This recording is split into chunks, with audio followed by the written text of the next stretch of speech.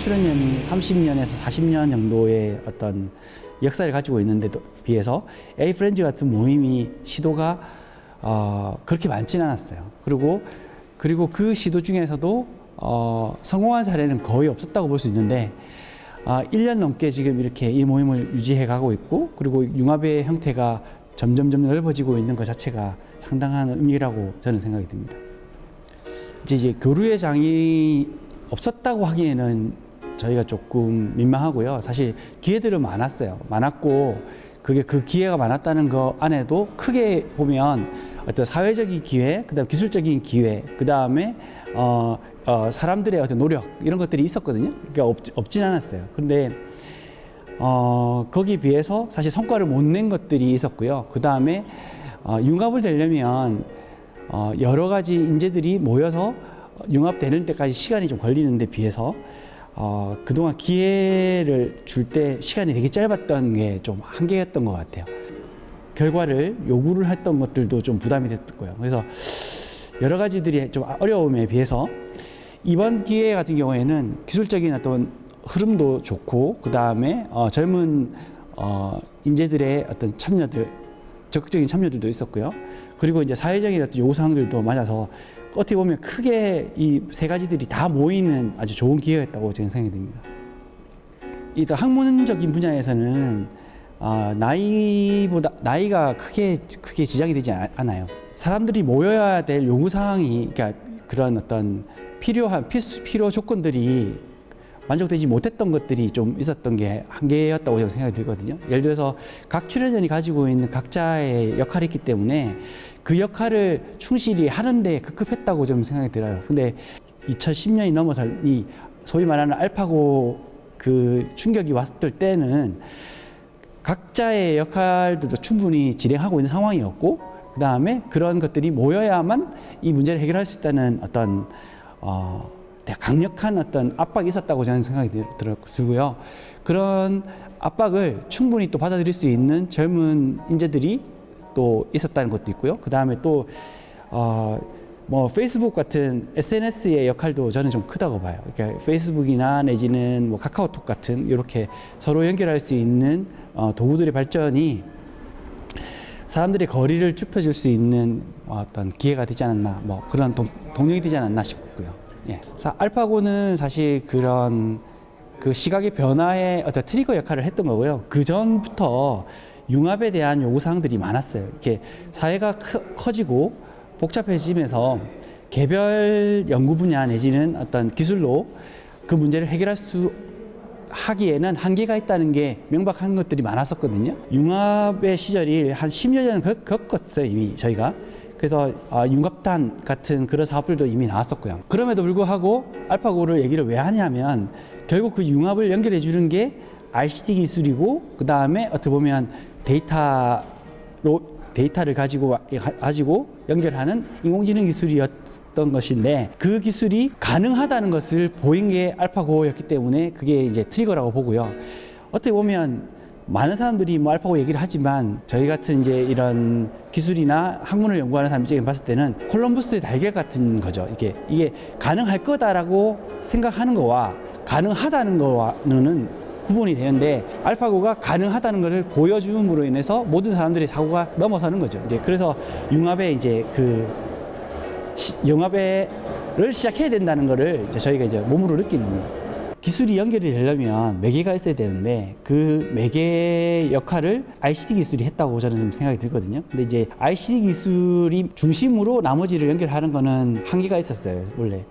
그래서 원래 이제 각자 가지고 있는 기술들을 연결하기 위한 어떤 매개를 알파고가 보여줬고요. 알파고가 보여줬던 그걸 보면 저희가 다시 돌이켜 생각해 보면 바둑이라는 어떤 분야에 이제 어떻게 보면 ICT 기술이 적용이 되고, 그 적용된 거를 사람들이 ICT로 보는 게 아니라 바둑이라는 형태로 다시 봤기 때문에 그게 가능했던 거죠. 처음부터 만약에 인공지능 기술이다라고 얘기를 시작했으면 아마도 알파고 같은 그런 파괴력은 적지 않았을까, 그런 생각이 좀 들어요. 어떻게 보면 상상력을 넓혀줬다고 볼 수 있어요. 이렇게 사람이 할 수 있는 분야까지만 어떻게 보면 상상을 하거든요. 그래서 그 상상력을 넓혀준 이후에는 사실 두려움이 없죠. 콜럼버스의 달걀하고 똑같아요. 콜럼버스가 한번 인도에 갔다 왔다고 하니까 그 다음부터는 여러 사람이 갔거든요. 그 전까지는 한 번도 못 갔죠. 그러니까 이 어떻게 보면 그 경계가 알파고였다고 생각이 들고, 근데 이제 조금 이제 지금 알파고 이후 지금 한 4년 정도 흘렀는데 또 너무 알파고의 그 한 바운더리 내에 우리가 갇혀 있는 게 아닌가 하는 생각이 좀 들어요. 지능 사물의 역습이라고 하는 그 발표를 제가 했던 이유가 뭐냐면은, 인공지능 기술은 이미 발전 잘하고 있고 많은 사람들이 이미 그 내용들을 잘 학습을 하고 그 연구를 하고 또 발전하고 있어요. 그런데 이제 실제 그게 우리 사회에 그런 인공지능 기술을 우리 사회에 적용했을 때 어떤 모습이 될 것인가, 그런 걸 꿈꾸고 그 부분들을 연구를 해야 될 시점이에요. 결국 인공지능 기술이라는 게 결국 사람들 사이에 들어오면 자동차에 들어가게 되고 스마트폰에 들어가게 되고, 그리고 우리가 가지고 있는 뭐 집안 내 스피커에 들어가게 되고 냉장고에 들어가게 될 텐데, 그렇게 됐을 때의 모습을 상상을 해보면 어떤 기술을 개발할 것인가가 나오는 거죠. 산업혁명에 대해서 발표했을 때도 마찬가지였는데요. 그 엔진을 만들어서 전기 엔진에 어떻게 보면 모두 다 포커싱을 해서 100개가 넘는 전기 엔진이 나왔지만 사회에는 아무런 반영이 안 됐거든요. 근데 이제 그게 산업혁명으로 가게 됐던 것은 그 전기 엔진을 가지고 방적 공장에다가 적용해서 그 생산성을 높였을 때 바로 적용이 된 거거든요. 근데 이제 처음에 엔지니어들이 엔진을 만들었을 때는 그런 공장에 대한 부분들은 생각을 못 했어요. 왜냐하면 자기는 공장을 해본 적이 없으니까. 결국에는 어떤 산업에 내지는 진짜 생활에 새로운 기술이 접목이 됐을 때 혁명이 발생하는 거거든요. 인공지능 기술이 우리 사회에, 우리 주위에 왔을 때 어떤 모습이 될 것인가, 그 부분들을 이제 생각해야 될 거라고 저는 생각이 와요. 유니콘은 기술이 어떤 산업에 잘 적용돼서 그 회사가 이제 아주 잘 되는 걸, 아주 크게 성공한 거를 유니콘이라 하는데, 이름을 유니콘이라 하는 이유는 사실 존재하지 않기 때문에 유니콘이라 하는 거거든요. 그러니까 그만큼 어려운 거예요. 이렇게 기술이 사회의 어떤 요구사항이 딱 맞추기는 정말 어려운 거고, 다만 이제 그런 여러 가지 시도를 하다가 그 중에서 이제 성공하는 사례가 아주 드물게 나타나는 거죠. 알파고는 너무 세계 최고의 고수를 이기는 뭐 인공지능 기술 아주 좋았는데, 그러면 어떤 부분에 적용할 수 있는가라고 사람들이 많은 지금 이제 고민과 하고 있어요. 근데 그거를 트리거했던 게 결국 또 지금의 이제 코로나 사태입니다. 그래서 인공지능 기술이 잘 되려면 사람을 대체하는 기술이 돼야 되는데, 사람을 대체하는 기술이 되려면 사실 거부감이 되게 많아요, 사회적으로. 근데 이제 이 사회적인 거부감을 한 방에 날려버리는 게 지금 어떤 뭐 코로나 지금 사태입니다. 그래서 사람을 만나는 대면을 하는 것을 기피하게 만드는 어떤 이 상황을 만들어줬고, 감염에 대한 위험을 피하기 위해서라도 비대면의 어떤 기술이 나와야 되는 시점에 인공지능 기술이 이제 적용될 수 있는 가능성이 많아진 거죠. 그래서 어떻게 보면 카메라로 사람을 쳐다보기만 하면 이 사람이 이 감염이 되었는지 안 되는지 구분을 한다든지, 뭐 이런 것들이 이제 어떻게 보면 바로 우리가 상상해 볼 수 있는 거가 될 거고요. 조금 더 이제 나아가면 그런 것들이 사례들이 나올 수 있다고 봐요. 예를 들어서 일본에서 이제 그 페퍼라는 로봇이 있는데, 일본 사회 자체가 비대면을 요구하는 사회인 면이 있어서 보험회사에 가서 내지는 스마트폰 계약을 하러 가서 사람을 만나지 않으려고 하는 그런 어떤 경향이 있는데, 페퍼라는 로봇을 통해 가지고 비대면으로 계약을 하는 어떤 그런 시도들이 있었거든요. 초반에 좀 성공을 했다가 그 뒤로 조금 이제 성공률이 떨어지긴 했지만 어쨌든 간에 그런 어떤 분야가 있었는데, 로봇을 이용해서 어떤 상품 판매를 하는 아니면 상담을 하는 어떤 사례로 적용될 수 있는 여유가 있었고요.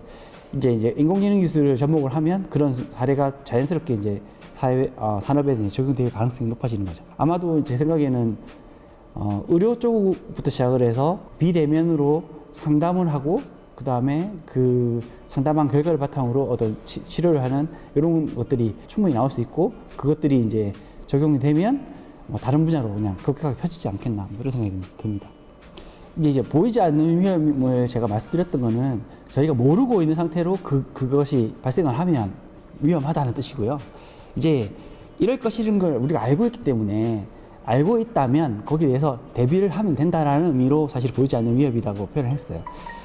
기기가 인공지능 기술이 왜 이렇게 행동하는지를 잘 모르는 상태에서 그 기술을 그냥 그러니까 성능이 좋다고 그냥 그 대책 없이 채용을 했을 때 생길 수 있는 어떤 위험들을 제가 이렇게 어떤 경고했던 거고요.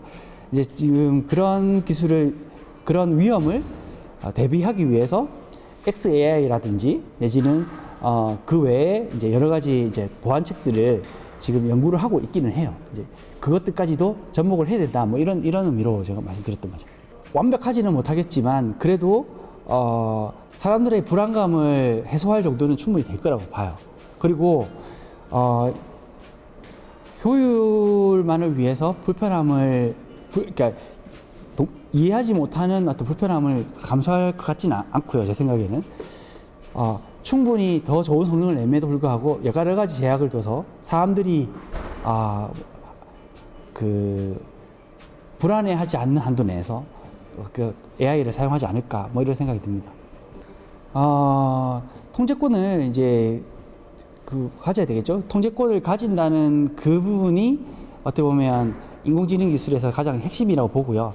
예를 들어서 지금 현재 저희가 타고 다니는 자동차 같은 경우에 가장 중요한 부분들은 뭐 엔진이겠죠. 엔진이고 그다음에 뭐 여러 가지 바퀴들도 있지만 사실 가장 중요한 것 중에 하나가 브레이크거든요. 브레이크가 없다면 이 자동차는 사실 되게 위험한 거예요. 근데 우리가 브레이크를 충분히 사용할 수 있다고 우리가 알기 때문에 충분하게 뭐 100km, 200km, 100km 이상 되는 속도로 이제 자동차를 운전할 수 있는 거죠. 마찬가지로 인공지능 기술을 사용했을 때 우리가 충분히 제어할 수 있다고 확신이 들어야만 어떻게 보면 그것들을 충분히 사용할 수 있다고 저는